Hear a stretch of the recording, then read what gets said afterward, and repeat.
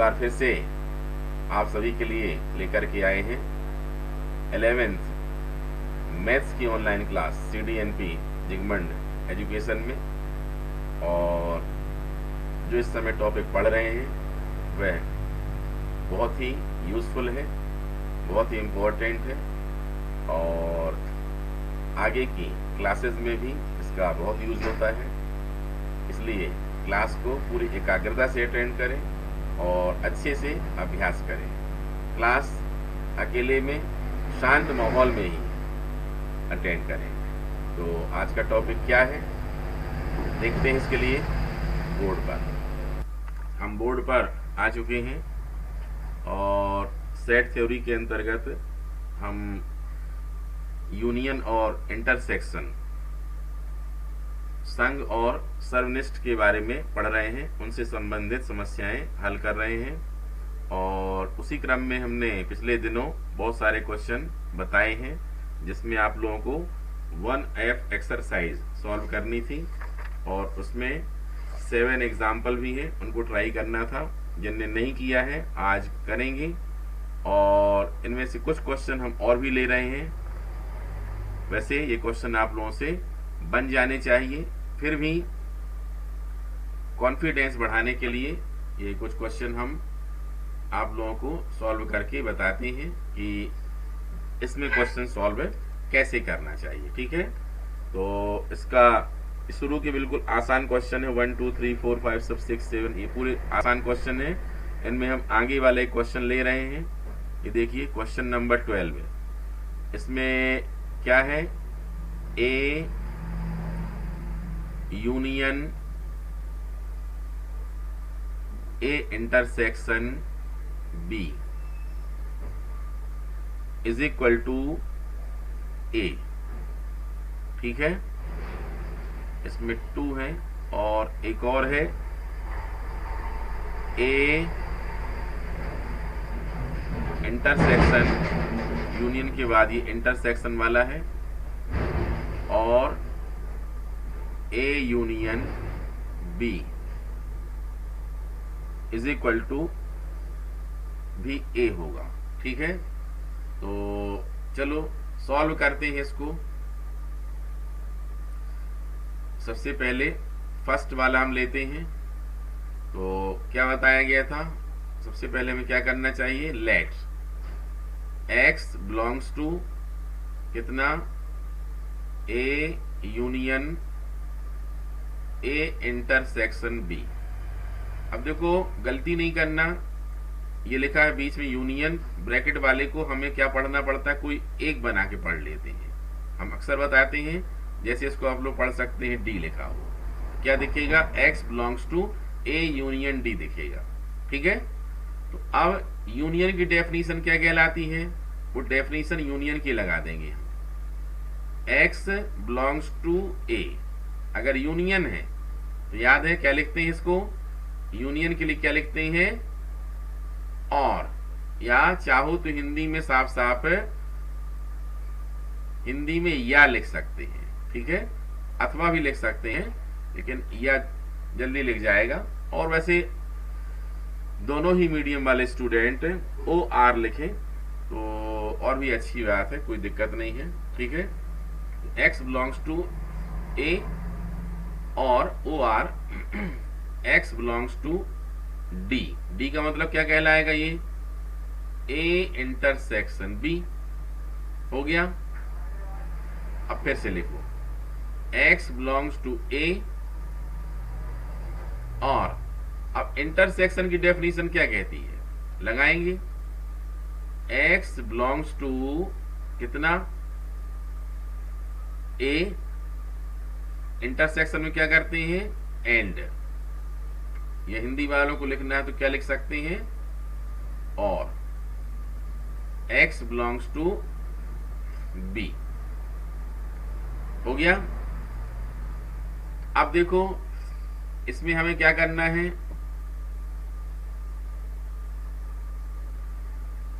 x इसमें लिखा जा सकता है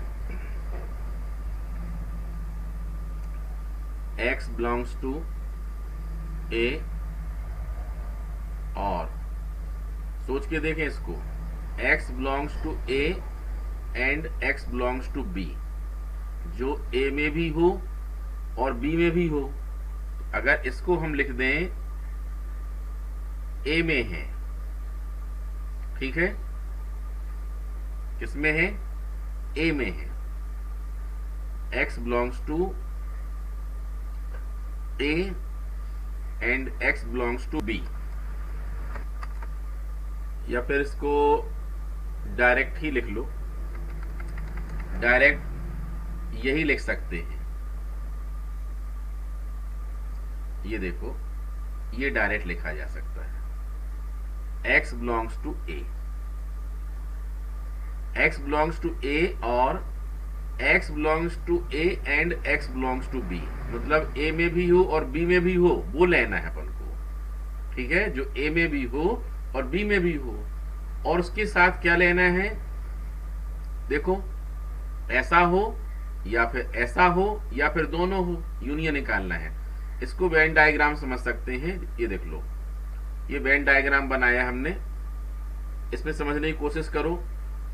ए कहां पर है, ये बड़ा वाला सर्कल है, ये क्या है, ए है। फिर बी कौन सा, छोटा वाला सर्कल है। अब ए एंड बी मतलब क्या है, वास्तव में ए इंटरसेक्शन बी है, ये हमने ए इंटरसेक्शन बी बना दिया, बीच में लिख दिया। अब क्या कहता है, ये x बिलोंग्स टू a, मतलब किस में होना चाहिए, a में होना चाहिए, ये a है पूरा, और क्या हो, इनके इंटरसेक्शन में होना चाहिए। किस में होना चाहिए, मतलब इसमें होना चाहिए। ध्यान से देखो, ये a मतलब ये है पूरा का पूरा, और इंटरसेक्शन मतलब क्या है, रियल में वो है a का हिस्सा ही तो है। तो अगर हम a और इस a इंटरसेक्शन b को मिला देंगे तो कितना बनेगा, वो a ही बचेगा। इसलिए हम डायरेक्ट यहां पर क्या लिख सकते हैं, x बिलोंग्स टू a। समझ रहे हैं। सेकंड वाला और भी आसान है, ऐसा ही कर सकते हैं, उसको एक लाइन ऐड कर लें तो ये वाले फॉर्म पर कन्वर्ट हो जाएगा। जैसे लिखा हुआ है a intersection a union b, इसमें हमने एक डिस्ट्रीब्यूशन लॉ, वितरण नियम समझाया था, उसका उपयोग कर लो। a इंटरसेक्शन a, अब यूनियन, अब इसका b के साथ a इंटरसेक्शन b। अब a इंटरसेक्शन a क्या होगा, a ही हो जाएगा, और a इंटरसेक्शन b, देख लो ये सेकंड वाला क्या बन गया, वो फर्स्ट वाला ही बन गया, ठीक है। यहां पर हमें हालांकि फर्स्ट वाले पूरी लाइन लिखना चाहिए, यहाँ पर 1 नंबर दे करके और ये 2 नंबर दे के जरूर लिखना है अपन को।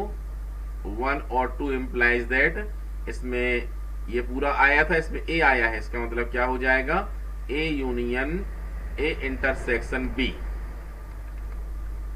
ए intersection B is equal to A, ठीक है। अब देखो सेकंड वाला ये पहले इंटरसेक्शन, बाद में यहाँ इस वाले में यूनियन था, इस वाले को हमने इसमें कन्वर्ट कर दिया, ठीक है। अब उसमें कन्वर्ट हो गया, इसका मतलब क्या है, 1 के हिसाब से अपन क्या लिख सकते हैं, ए लिख सकते हैं बाई रिजल्ट 1, ठीक है। क्लियर है। इन क्वेश्चन में थोड़ा सोचना पड़ता है, और सबसे बड़ा फायदा होता है इसका, अगर आप वेन डायग्राम बना लें, साइड में एक वेन डायग्राम बना लें, तो ये क्वेश्चन बहुत ही ज्यादा आसानी से प्रूफ हो जाते हैं, ठीक है। अब देखें, एक एग्जाम्पल ले रहे हैं हम, एक सेट है, समुच्चय है ए। ध्यान से देखना, बहुत आराम से समझें, बहुत ही इंपॉर्टेंट और बिल्कुल नई बात है। a इज इक्वल टू 1 2 3 4 5, ठीक है। b इज इक्वल टू 3 4 5 6 7 8, ठीक है।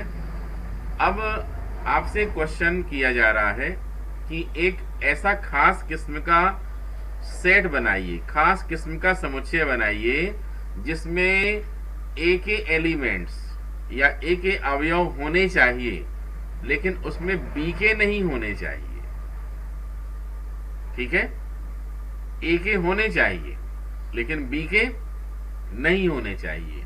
क्या लिखोगे, 1 2 3 लिखोगे कि नहीं लिखोगे? ए में तो है, लेकिन क्या कहा गया है? बी में नहीं होना चाहिए। और 3 किस में है?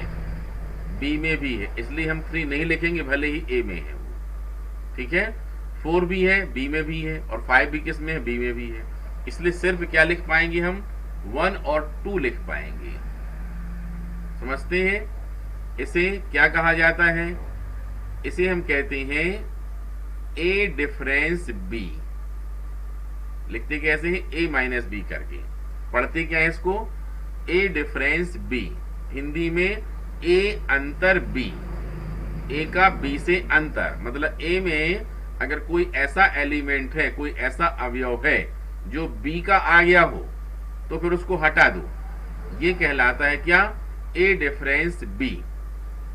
समझ रहे हैं? जबकि इसी में अगर इसका उल्टा कहा जाए, बी डिफरेंस ए, तो इसका मतलब क्या होगा? बी से शुरू करना है। बी में ऐसा कोई एलिमेंट्स अगर ए का आ गया हो तो उसको हटा दो। क्या लिखोगे बोलो? शुरुआत कहां से करोगे? बी से। बी में शुरुआत कहां से करेंगे हम? बोलो। बी में शुरुआत करेंगे हम 3 4 5 6 7 8 लिखा हुआ है। 3 लिखा तो 3 ए में भी है, 4 लिखा ए में भी है, 5 लिखा ए में भी है। इसलिए 3 4 5 हरगिज नहीं लिखेंगे। क्या लिखेंगे? 6 लिखेंगे, 7 लिखेंगे, 8 लिखेंगे। ये क्या आ गया? बी डिफरेंस ए, मतलब बी अंतर ए। ठीक है, अगर हम इसकी डेफिनेशन देना चाहें, परिभाषा,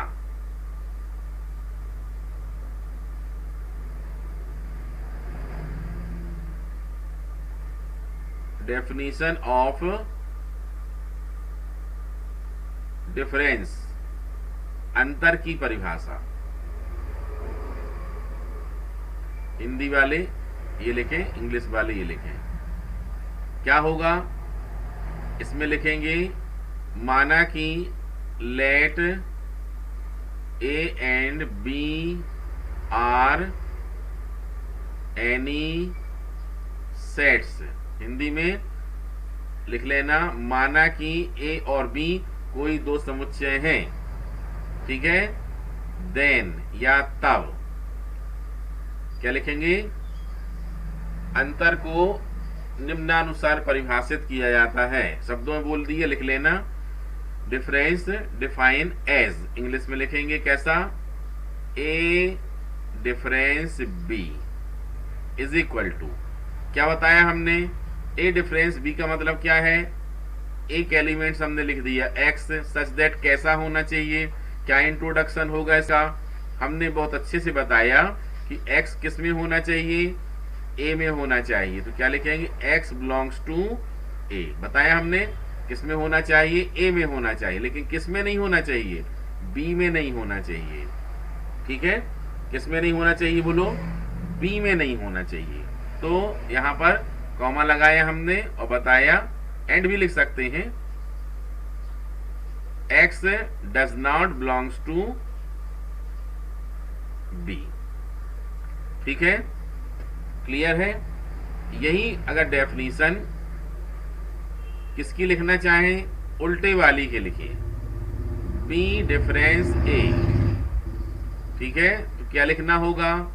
एक्स सच दैट, एक्स किस में होना चाहिए?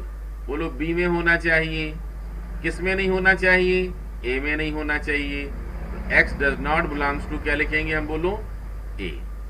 ये है अपनी इसकी डिफरेंस की डेफिनेशन। ठीक है, कुछ एग्जाम्पल और भी लेते हैं, लेकिन उसके पहले एक इस बात को, जब तक वेन डायग्राम से ना समझाया जाए तब तक सेट थ्योरी अधूरी है। ठीक है, तो वेन डायग्राम हमने पहले से ही बना रखा है। ये देखो, ये है वेन डायग्राम। समझने की कोशिश करें। ये एस क्या लिखा जाता है? ये यूनिवर्सल सेट, सबसे बड़ा समुच्चय, सार्वत्रिक समुच्चय। इसमें सभी समुच्चय शामिल होते हैं। ठीक है, कोई समुच्चय नहीं बचता जो एस के अंतर्गत। सब कुछ हम किस में करते हैं? एस में ही करते हैं। अब ये है सेट ए, देख रहे हैं, और ये है सेट बी, और बीच में ये पिंक कलर से देख रहे हैं, ये क्या है, ए इंटरसेक्शन बी। क्या है बोलो, ए इंटरसेक्शन बी। अब देखो हमने क्या कहा, दिखाया यहाँ ए डिफरेंस बी, मतलब ए लिया हमने, इसमें से क्या हटा दिया, बी का हिस्सा हटा दिया। तो इसमें हमने येलोज लाइन ड्रॉ कर दी है, खींची है, वो वाला हिस्सा क्या कहलाएगा, ए डिफरेंस बी कहलाएगा। समझ रहे हो। अब देखो हमने बी डिफरेंस ए भी दिखाया है यहाँ, कैसे, ये पूरा का पूरा बी है, अब बी में क्या हटाना है, ए का हिस्सा हटाना है, तो ये वाला ए का हिस्सा आ रहा है, ये इंटरसेक्शन वाला, ठीक है, उतना वाला हिस्सा हटाया, तो ये हमने जो ग्रीन ग्रीन लाइन ड्रॉ कर दी है, वो वाला हिस्सा क्या कहलाएगा, बी डिफरेंस ए। उम्मीद करते हैं कि ये डिफरेंस वाली बात अच्छे से तुम लोगों को समझ में आ चुकी है, ठीक है, इसमें बिल्कुल भी प्रॉब्लम नहीं होनी चाहिए, ठीक है। ए डिफरेंस बी वाले क्वेश्चन आसानी से बनना चाहिए। चाहे तो उसके कुछ एग्जाम्पल्स हम और भी ले लेते हैं समझाने के लिए। ये देखो, इसमें एक इम्पॉर्टेंट बात है, एग्जाम्पल लेने के पहले एक इम्पॉर्टेंट बात और देख लें पहले। ये देखो, इसमें एक यूनिवर्सल सेट एस ले लिया हमने, ठीक है, और एक और दूसरा सेट हमने ले लिया ये ए। क्या ले लिया, ए। अब ध्यान से देखो, इसमें ऐसा हिस्सा जो ए में ना हो, ऐसा हिस्सा जो ए में ना हो, ठीक है, किसमें ना हो, ए में ना हो, तो कौन सा वाला कहलाएगा, जितना ये ब्लू वाला बचा वो ए में नहीं है, इसे क्या कहते हैं, ए का पूरक कहते हैं, कॉम्प्लीमेंट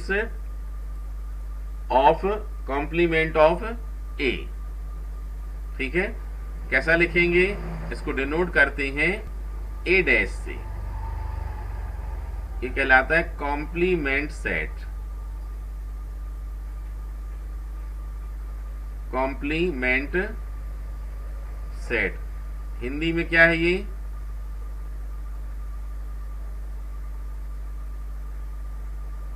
पूरक समुच्चय है ये, ठीक है। इसकी डेफिनेशन क्या होती है, इसको डिनोट करते हैं किससे, ए डैश से।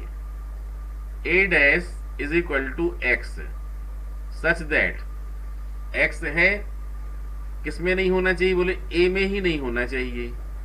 क्या लिख देंगे, x does not belongs to A. ये इतनी सी डेफिनेशन हो गई है। किसकी डेफिनेशन है, ए डैश की, या कॉम्प्लीमेंट्स सेट की डेफिनेशन है ये, ठीक है।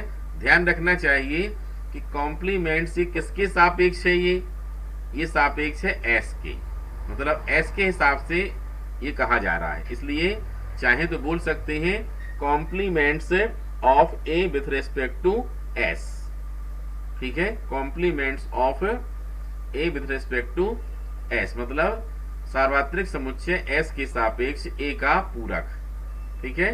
ऊपर वाले एग्जाम्पल में देखा जा सकता है, जैसे हम क्या बोलते हैं, a माइनस बी, देखो a माइनस बी मतलब b का वो हिस्सा है जो, देख लो क्या कहा जाता है, a माइनस बी मतलब a में हो b में ना हो, a में हो लेकिन b में ना हो, मतलब ये येलोज लाइन वाली बात कही है, ठीक है।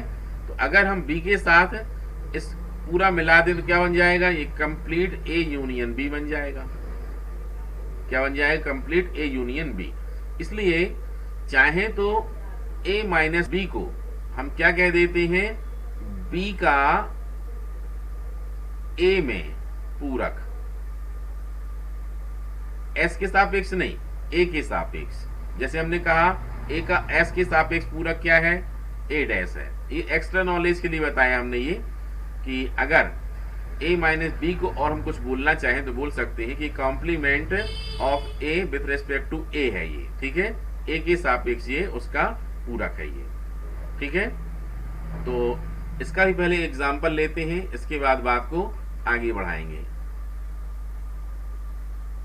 जैसे कहा जाए एस क्या है, एस है 1 2 3 ऑल नेचुरल नंबर, जितने भी हैं पूरे के पूरे लिख दिया हमने। और ए कितना है, 1 2 है। अब कहा जाए इस क्वेश्चन में ए डैश निकालना है, तो क्या लिखोगे, जो ए में है वो वाला छोड़ के बाकी एस का सब लिख देना है। मतलब क्या है, ए में 1 और 2 है, मतलब कहां से लिख देंगे पूरा ये 3 4 5 6 7 अप टू पूरा नेचुरल नंबर, ये वाला ए डैश हो जाएगा ये। ठीक है, समझ में सबको आया होगा। एक एग्जाम्पल और लेते हैं और इसमें बहुत सारी बातें हम तुम लोगों को समझाएंगे। ये यू दिया है, यूनिवर्सल सेट को यू से भी डिनोट करते हैं, ठीक है, ध्यान रखना, एस भी लिख देते हैं, यू भी लिख देते हैं, ठीक है। तो ये यू दिया है और ये है ए और ये है बी। अब हम क्या क्या निकालेंगे, सबसे पहले हम निकालना चाहते हैं ए डैश। क्या निकालना चाहते हैं बोलो, ए डैश। तो ए डैश का मतलब बोल बोल के किया करो क्वेश्चन। ए डैश तो बोलना पड़ेगा, ए में जो है वो नहीं लिखना है, बाकी यू का पूरा लिख देना है। यू में कितने 1 से लेके 8 तक है, ए में कितना है 1 से 1 2 3 नहीं है इसमें, 1 2 4 5, मतलब क्या लिखेंगे 3 लिखेंगे, 6 7 8, ये लो लिख गया। फिर अब क्या निकालें, हम बोलते हैं बी डैश निकालना है। क्या निकालना है, बी डैश। क्या बोलना है, जो बी में नहीं है, जो बी में नहीं है और यू में है, ठीक है, बी वाले का नहीं लिखना है। तो 2 3 5 6 नहीं लिखना है, मतलब क्या लिखना है 1 लिखना है, देखते चला करो, 2 3 नहीं 4 लिखना है, 5 नहीं लिखना, 6 नहीं लिखना, 7 लिखना है, 8 लिखना है। हो गया। इसमें कुछ और चीज निकालना हो हमें, जैसे निकालना है ए डिफरेंस बी। बोलो कैसे निकालेंगे, ए में होना चाहिए, बी में नहीं होना चाहिए। तो चलो ए का लिखो, कितना है 1 2 लिखोगे कि नहीं लिखोगे, नहीं लिखेंगे क्योंकि इसमें है। फिर 4 लिखोगे, हाँ लिखेंगे। 5 लिखोगे क्या, नहीं लिखेंगे। क्यों नहीं लिखेंगे, क्योंकि बी में भी आ गया है वो, ठीक है। कितना हुआ, सिर्फ 1 और 4, ये हो गया ए माइनस बी या ए डिफरेंस बी, हो गया। अब इसका उल्टा भी निकाल के देख लो, b माइनस ए कितना आया, b में होना चाहिए, a में नहीं होना चाहिए। 2 है क्या, है a में, 2 नहीं लिखेंगे। 3 लिख लो, a में नहीं है। 4 तो b में ही नहीं है ना, ठीक है। 5 भी नहीं लिखेंगे। 6 लिखेंगे क्योंकि ये a में नहीं है, हो गया। अब इसके बाद यहां पर, यहां 4 5 को ध्यान से देखा जाए तो एक रिजल्ट निकाल सकते हैं। कौन सा, जैसे कहा जाए ए डिफरेंस बी और इसका इंटरसेक्शन कर लिया जाए, बी डिफरेंस ए, मतलब इसमें भी हो और इसमें भी हो। देखो जरा, इसमें भी हो और इसमें भी हो, है क्या, कुछ नहीं है। मतलब हमेशा क्या होता है, ए डिफरेंस बी और बी डिफरेंस ए का इंटरसेक्शन लेने पर क्या आता है, 5, मतलब कुछ नहीं आता है, ठीक है। और भी निकाल के देखो, जैसे हम निकालते हैं ए यूनियन बी, निकालो, किसमें होना चाहिए, ए में भी हो और बी में भी हो। तो 1 2 3 4 5 6, इंटरसेक्शन भी निकालो। चलो, ए इंटरसेक्शन बी कितना आएगा बोलो, ठीक है। इसमें क्या है, ए यूनियन बी, मतलब ए का होना चाहिए या बी का होना चाहिए या दोनों में होना चाहिए। कंप्लीट लिख दिया हमने। इसमें क्या है, एंड में ए में हो और बी में कंपलसरी होना चाहिए, ठीक है। तो कितना है देख लो, जो दोनों में हो, मतलब कितना है 2 है और कितना बोलो 5 है, ठीक है। अभी और सीखते हैं आगे बढ़ करके। देखो 8, अब कहा जाए ए यूनियन बी का डैश निकालो। ए यूनियन बी का डैश मतलब क्या हुआ, जो ए यूनियन बी में हो वो नहीं लिखना है। ए यूनियन बी कहाँ है, ये है ए यूनियन बी में जो हो वो नहीं लिखना है। डैश का मतलब क्या है, जिसके ऊपर डैश लगाया गया मतलब उसका एलिमेंट्स, उसका अवयव नहीं लिखना है। बाकी जो यू में बचा हो वो पूरा लिखना है। तो यू में कितना है बोलो, 1 से 8 तक है, मतलब 1 2 3 4 5 6 7 8। ठीक है, तो हम क्या देख रहे हैं कि यूनियन में 1 से 6 तक ये नहीं लिखना है। अब उसके अलावा जो बचा हो वो लिख लो। कितना बचा बोलो, 7 8 लिख गया। अब 9 निकालो, इंटरसेक्शन वाले का डैश निकालो। चलो, ए इंटरसेक्शन बी का डैश मतलब इनमें जो है ये नहीं होना चाहिए, 2 5 नहीं हो, बाकी सब चाहिए। मतलब 1 3 4 5 नहीं, 6 7 8 हो गया।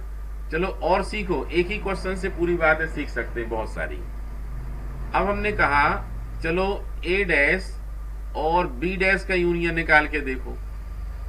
निकालो, ए डैश ये है, बी डैश ये है, इनका यूनियन दोनों को मिला के लिख दो। मतलब मिलाओ 1 और बोलो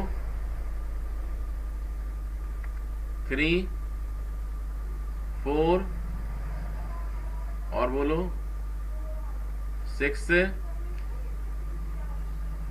और 7 8।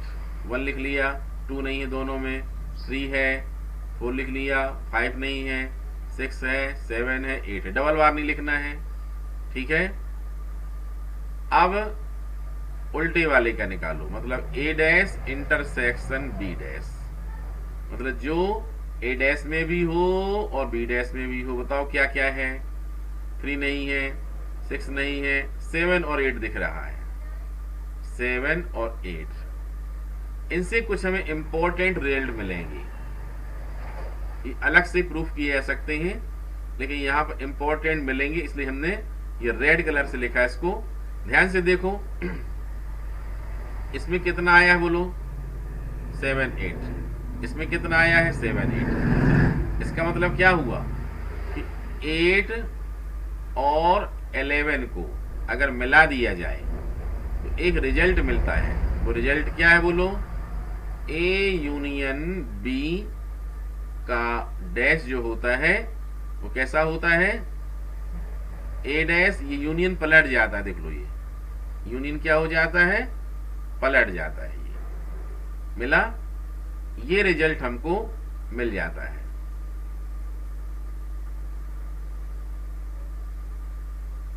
ठीक है, ऐसे ही हमें एक बात और मिलेगी, ये भी इंपॉर्टेंट है। चेक करो, ए इंटरसेक्शन बी के डैश में कितना लिखा है और ए डैश यूनियन बी डैश में कितना लिखा है। चेक करो, सेम होगा। 1 3 4 6 7 8, 1 3 4 6 7 8 मतलब 9 और किसको, 10, इन दोनों को मिला दिया जाए तो एक रिजल्ट मिलता है हमको। और वो रिजल्ट क्या है, ए इंटरसेक्शन बी का डैश इज इक्वल टू क्या होगा बोलो, ए डैश, और इंटरसेक्शन देखो पलट रहा है, क्या हो गया ये, यूनियन, और ये बी डैश। ठीक है, समझ रहे हैं। तो इस प्रकार से ये एक रिजल्ट हमको और मिलता है। ये देखो, ये दोनों ही रिजल्ट जो हमको मिले हैं ये वास्तव में एक खास नाम से जाने जाते हैं। ये कहलाते हैं डी मॉर्गन लॉ।